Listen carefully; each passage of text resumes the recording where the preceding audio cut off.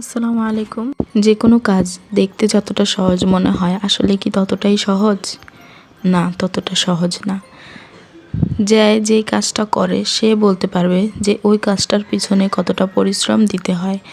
যেমন আমি কেক বানাই, আমি বলতে পারি যে একটা কেক বানাতে কতটা সময় লাগে। ভারী ডেকোরেশন হলে বহুত সময় চলে যায় আমাদের, 2 থেকে 3 ঘন্টা, 4 ঘন্টাও চলে যায় ভারী ডেকোরেশন হলে। বা চকলেট ফ্লেভারের কেক হলেও এরকম অনেক সময় আমাদের ব্যয় হয় একটা কেকের পিছনে।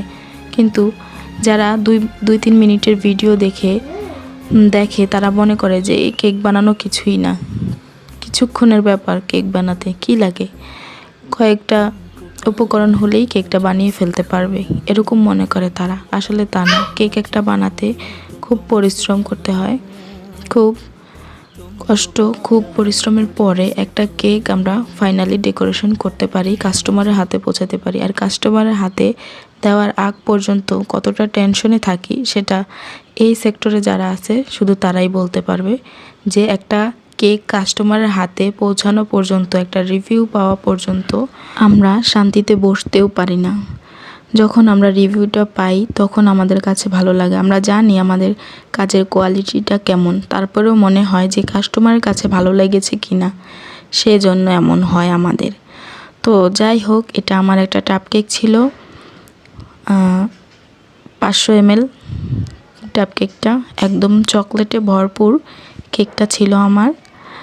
কেকটা দেখতে যা সুন্দর লাগছিল না, আমার কাছে খুবই ভালো লাগছিল। তো আপনারা যদি এরকম চকলেটে ভরপুর কেক নিতে চান, এক্ষুনি ইনবক্স করুন আমার পেজে।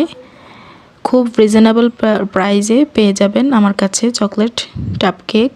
যে কোনো ফ্লেভারের কেক নিতে চাইলে আমার পেজে ইনবক্স করতে পারেন, যে কোনো ফ্লেভারের কেক পেয়ে যাবেন আমার কাছে। তো এখানে আমি চকলেট চিপস দিয়ে নিলাম খুব সুন্দর করে, কেকটার উপরে ভরপুর করে চকলেট চিপস দিয়ে নিয়েছি। তো আজকের জন্য ভিডিওটা এখানে শেষ করলাম। দেখা হবে অন্য কোনো ভিডিওতে, কথা হবে অন্য কোনো ভিডিওতে।